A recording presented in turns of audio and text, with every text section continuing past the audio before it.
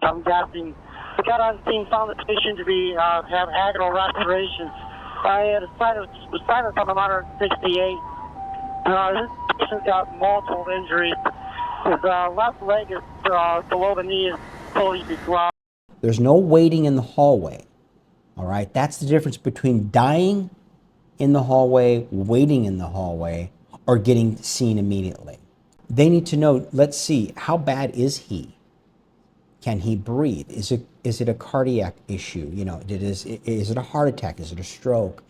Is it an airway issue, which is very urgent? So it's a decision that truly rests with your wife, your girlfriend, your fiance, your significant other. And just remember, admissions to an emergency room in the Philippines is like receiving a COD Shopee package, okay? We're the package going, where in the hell are we? Where is this guy? We need to get to him. He's having a breathing issue. Where is he? What's dirt road? Where do we make a left at? Does anybody know what's going on? Not much is going to happen. People, including expats, die in the hallways of hospitals all the time, not just in the Philippines, but in other countries. I wanted this video to be a life-saving video because it is, okay? If you're sitting down and something should happen and your wife should need to call help, who is she going to call, or who are you going to call if you live alone? The instinct of a Westerner is just to dial 911 and think, you know, the rest will be handled by the dispatcher. So here, 911 could lead to a lot of different areas, as you can see from this graph. Hey guys, I'm going to get right into this, okay? You know, one day I was sitting on the couch and I was talking to my wife and I said, hey, what would happen if you needed to call an ambulance? You know, if something should happen to me or anybody in the household. And she really didn't have a good answer. She said, I guess I would contact, you know, our neighbor first, and then she could. Oh man, as soon as I heard that, I was like, okay, all right, I need to put something in place here, guys. Okay, so as you might know, if you watch our videos, you know, we're out in about 800 meters off of a national highway. With, you know, we had to build a private road to our property and all this stuff. So it's not really, you know, conducive to just heavy traffic in and out, right? So people get a little bit weary when they're driving the road. There's some twists and turns and they're like, oh my gosh, does this even lead anywhere? First of all, 911. This video is going to talk about what the heck is the system like here. And we probably all know most of, or I'll say a lot of the smaller provinces, mountain areas, small cities, you know, do not have a 911 exchange system, okay? They just use a main trunk line, you know, and it directs it to their CDDO, their disaster center, and then they figure out where to direct a call, which is fine. That's basically how the 911 system, I know, in the United States works too. What you're going to see in the rural areas is a disaster hotline, as you can see in the infograph here. So, and they're usually manned by L300 barangay trucks, you know, as you see on the road a lot. Okay, they're really general transport trucks. They're not real ambulances. You know, the drivers aren't qualified usually. A lot of them are volunteers. God bless them. We need them, and we need this kind of service. But again, I have to just be real about it and say, look, they're not qualified. So if you're in the back of a L300, you know, barangay all-purpose emergency type vehicle ambulance, you know, this is kind of what you're going to see.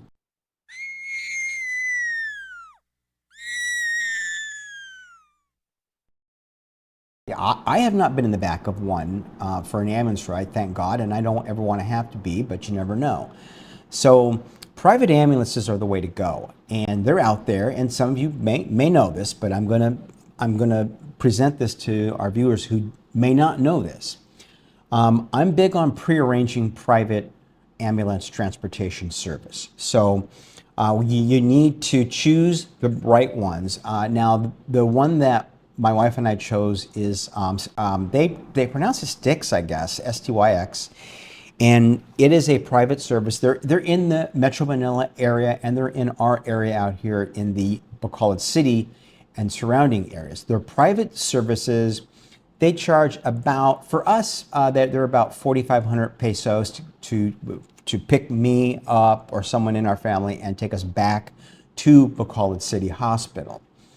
So, and this whole episode, you guys, is about preparing and planning. Is having your 911 numbers prepared in your phone. So let's talk about that.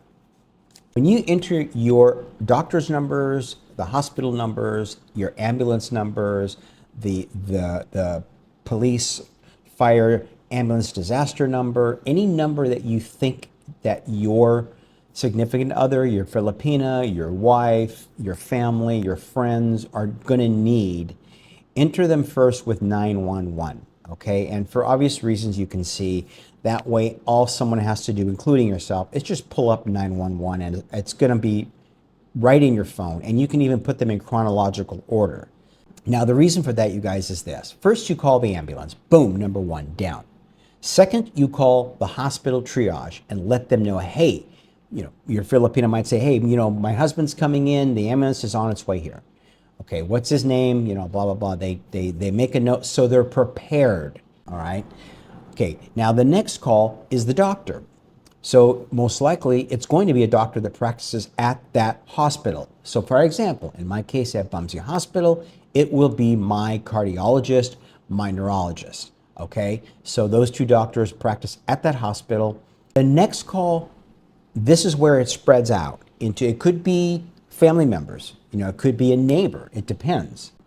This is what I recommend, and we just got this, and we're testing it on the free plan first to make sure that it all works, and it's working great. We're just doing tests on it. It's called a red panic button. Now, there's other ones out there, but I found this one was user-friendly, simple, big letters, easy to see, and it's a red panic button. Basically, it's on your phone, and it sends an alert. All your wife or you have to do is hit the panic button. It sends an alert to whoever you designate your contacts in there as. It could be your wife, it could be your family, it could be the ambulance service, it could be the hospital, it could be your doctors, it could be all of them. Private ambulance first, hospital second, doctor third, family and friends fifth, as you can see in this chart. In a properly equipped ambulance like that, what you saw in that video clip, they're going to have oxygen delivery systems, bag and valve masks. They're going to have ET tubes, you know, for breathing challenges. They're going to have suction machines with catheters.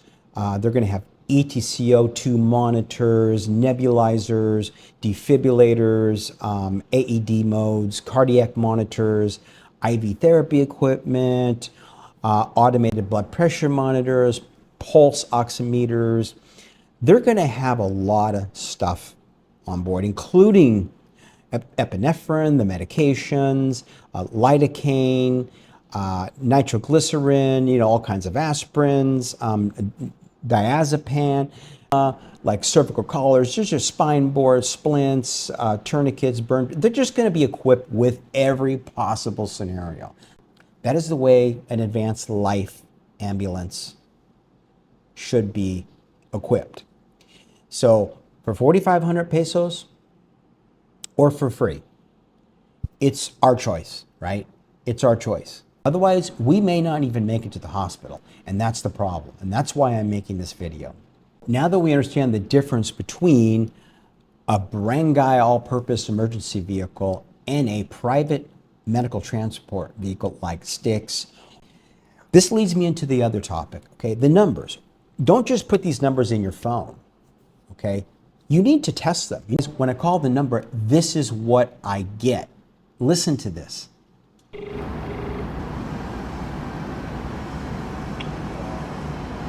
Hello, is this the ambulance service?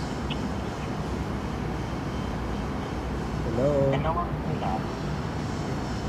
Are you the ambulance service, the medical emergency ambulance service?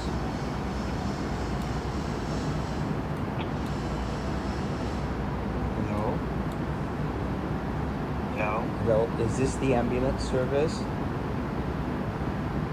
You're putting the wrong number. No, we did. Okay, your number was on the side of an ambulance. This is not ambulance service? No. Can I confirm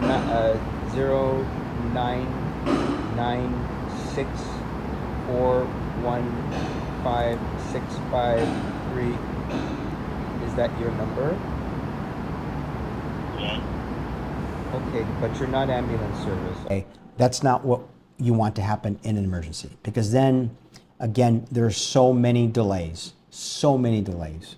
Now let's take a look at having a medications and interaction chart. Simple, piece of pie, guys. Just throw it into ChatGPT or throw it into a word processing program, and it'll color code it and everything. This one on the screen is my actual one, which I really don't like showing, but it's okay. I want you to see what it, how it's set up. This particular one I have the cost involved because it's part of our budget too. So as you can see, there's 3, 4, 5, there's 6 different medications that I'm on. All right. Now, two of these I no longer will be on as of next month, and then a third one I'll be off of the month after. So as you can see, it says the medication, it says the main use of it, and it has the notes, of what it does. So a doctor in an ER room will have this when you get there, because this is going to be in your Go Ready file. This is part of your Go Ready file, which we're going to talk about, which is very important to have. Okay, so this is important. Have this available for the ER attending physician. Have this available for the nurse in triage. Okay, that's important too. Okay, quick talk about an advanced medical directive. Okay, and it could be combined with a will and testament, which it should. This is an easy document to do. We even have this in our family planning vault. Okay, our family planning vault. It's going to be in there with a lot of other documents by next week. Okay, let's just give it another week just to be safe. But all this does is it's simple, because the Philippines is different than I don't know any other country. I know the U.S. I used to be a family planner out there for living wills and trust. Irrevocable and revocable living wills and trusts, both for insurance trusts, but mainly for health, advanced health directives, advanced medical directives. So out here in the Philippines, just to touch base on this, this is important because you better let somebody know what you want. What are our wishes? As you can see in this document, it's 2 parts: an advanced medical directive and a living will, which is basically the last will and testament. And it's prepared in the proper civil codes, and we do all that. We have the template for this, and we also do a full service on this as well. But the point is this: I'm not plugging our services. What this does is it tells the doctor, and it tells your family and whoever else what you want done in advance. Okay, you pretty much and probably know what it is. If you go down there where it says medical treatment preferences, life-sustaining treatment, I wish to receive all available life-sustaining measures, or I do not. Those are basically the 2 questions. Guys, if there's no quality of life left, then me personally, on mine I do not wish to receive life-sustaining. Okay, that's my own opinion. Okay, I'm not advising you. I'm not a licensed attorney. I'm not licensed family planner in this country. I'm retired from the U.S. doing this, but I can tell you that's just a common sense no-brainer. All right, we have actual hard copies of the maps, and I'll tell you why. In this case, you're seeing on the screen, there's 2 hospitals. Okay, in our case, in my case, my wife's case, we have a choice of going to 2 different hospitals. Okay, one is Bago City Hospital, which is a public hospital. Even though it is a level 3, okay, it's a fairly large hospital. It does not have any specialty doctors there usually, but if you notice, it's 11 minutes from our house. Okay, it's 11 minutes from our house. Now, on the other side of the screen, you'll see Bacolod Adventist Medical Center, which is called BUMC. Now, that's 38 minutes away. Now, that's my preferred hospital. That's where my doctors are. That's where our specialists are. Okay, And the third preference of hospital is St. Luke's, okay? But I'm not going to talk about St. Luke's today because that's, you know, for us, that's preparing an air trip. So I won't get into this is a 911 emergency type video where, you know, we don't have time to plan. We may not even be able to get on a plane. So let's just discuss at least 2 or more hospitals in the nearby area. Now, the reason I bring these both up on one screen is this. Your Filipina or whoever is taking care of you, right? They need to determine right after they make that call to the ambulance, the hospital, and your doctor. They now need to determine, because the ambulance should be there soon, okay? Ambulance should be arriving soon if all is going as planned. In that case, as much as I would like my wife to transport me to Bacolod Medical Center, Bacolod Adventist Medical Center, which is about a 38-minute drive, that's from our home to the hospital, assuming no one gets lost, because that does happen, not knowing where to go. Okay, you guys, this is detrimental. This is why you need to have a Google or Waze pin in advance with your private ambulance driver. Now, the public disaster people, they won't do that.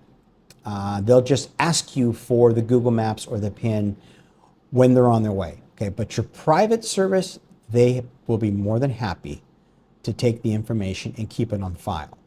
Okay, that's the difference, you guys, between private and public. The Go binder, the Go book, call it whatever you want. Okay, your emergency phone number should be in there. Okay, not just on your phone, but in this book. All right, where it can just be grabbed.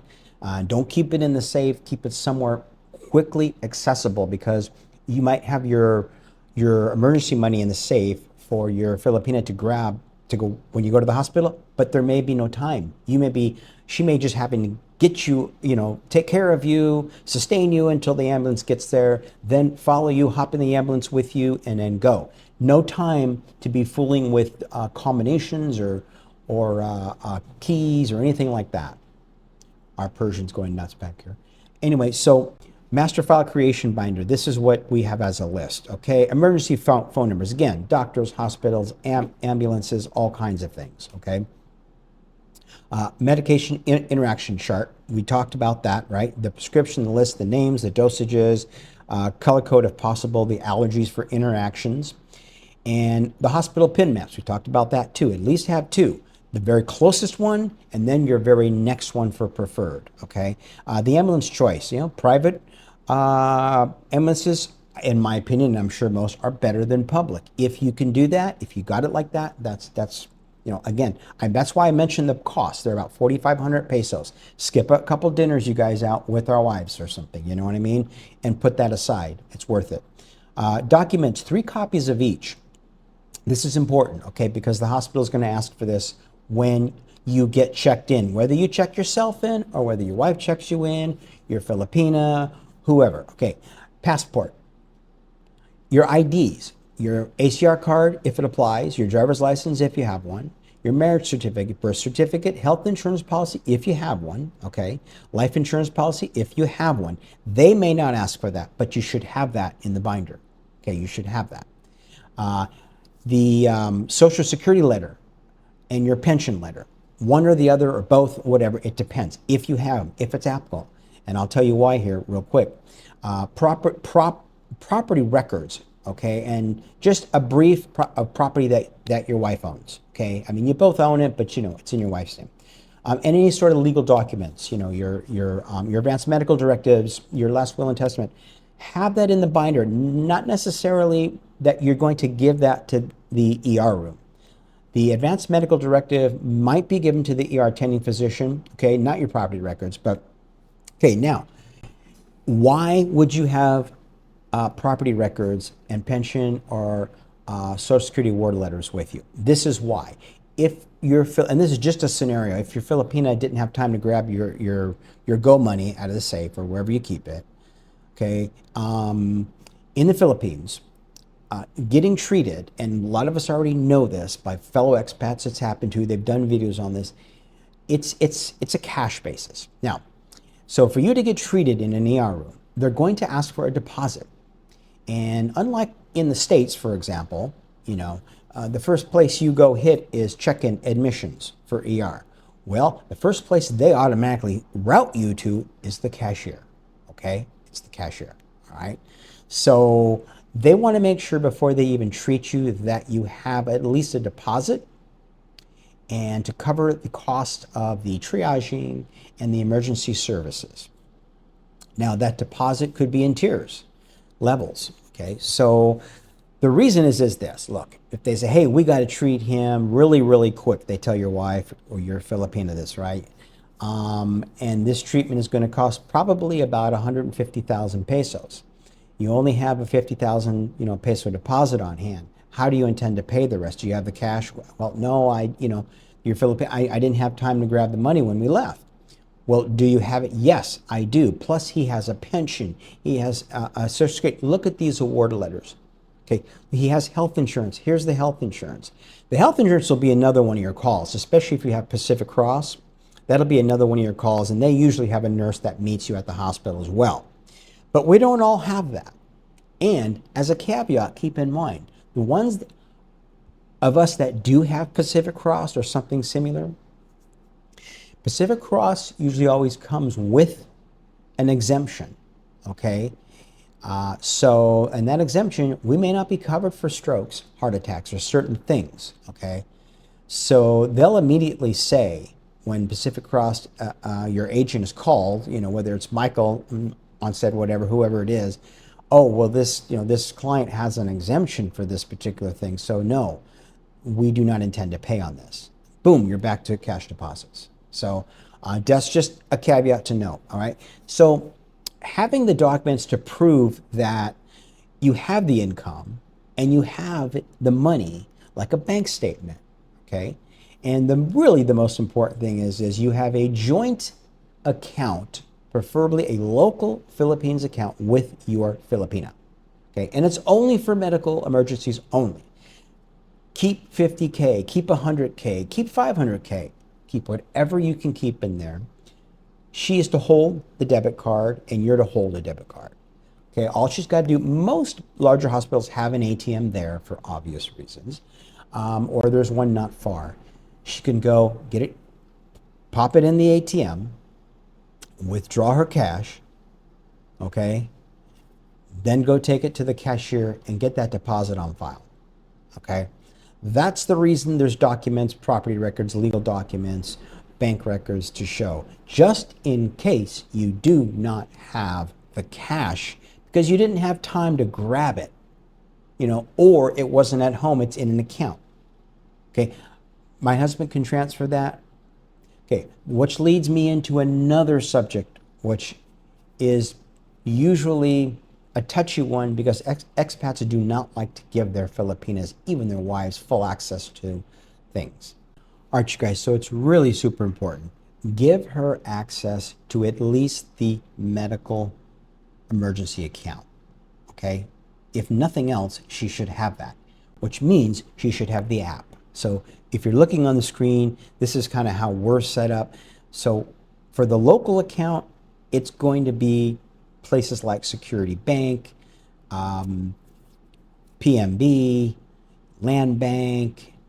There's all kinds of local banks it could be, but set it up to where you have an app, okay, to where she can access it via an app, not just a physical debit card, which means it's most likely going to have to be a checking. All right. Usually, I know with security, they usually you have to have a checking account, but there's interest earning checking accounts. So that way it gives you access to an app. All right. So now she could have access to your U.S. apps or your UK or Australia, whatever you have. In my case, as you can see, there's Wells Fargo, there's PNC Bank, there's Gcash. Now that's a local app. You can give her access to Gcash. Hospitals take Gcash. Okay, that's an easy peasy one. Okay, she doesn't even need the card.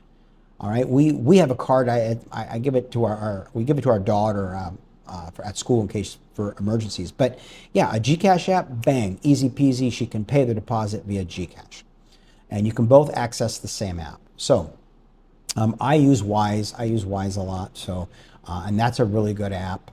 But you just have to be careful with Wise. Make sure you're registered properly. Don't have your Wise registered in the U.S. but live in the Philippines and have your Wise card sent to the Philippines and use it in the Philippines, because they'll restrict or close the account. All right. So just make sure that your Wise account is where you're based. If you're in the Philippines here, which you most likely are if you're watching this, or if you're in the U.S. watching this right now, which most of our audience actually does watch this from the U.S., get a Wise account out there, but switch it over to base it in the Philippines when you get here, okay? Wise is really, really good. So anyway, Palawan Pay is good. Maya is good. I use a couple different ones. Always have an A, B, C, D plan, okay, just in case. And make sure she has access to the emergency cash at home. Make sure she has your usernames on these things, on these apps. Don't just give her access, but make sure she's got your usernames, your passwords, because a lot of them will be face print passwords. A lot of them will be OTPs. Where's the OTP going? Make sure she's got access. Set that OTP to go to an email, so that way you guys you have a shared Gmail, okay? And it'll go to her phone also, not just to your phone, but the Gmail, like that red panic button one, like that emergency Gmail that everybody should have. It has a notification tone, okay? It slides on the screen, people can see it. They're notified, okay? Just like they would be in Messenger. When you get the ding in Messenger, you also get the ding in your emergency Gmail. Very important, because we know that our Filipinos spend a lot of time on Messenger and TikTok, Facebook. I'm trying to westernize our emergency response system, make a self-contained 911 Western style system, and we could do it as you see. We can do it, and most of it is completely free. All right, guys, thanks for watching. I hope this had an impact on some of your planning. I want to see us all, be healthy, stay alive, and be prepared for an emergency, and have our Filipino prepared as well.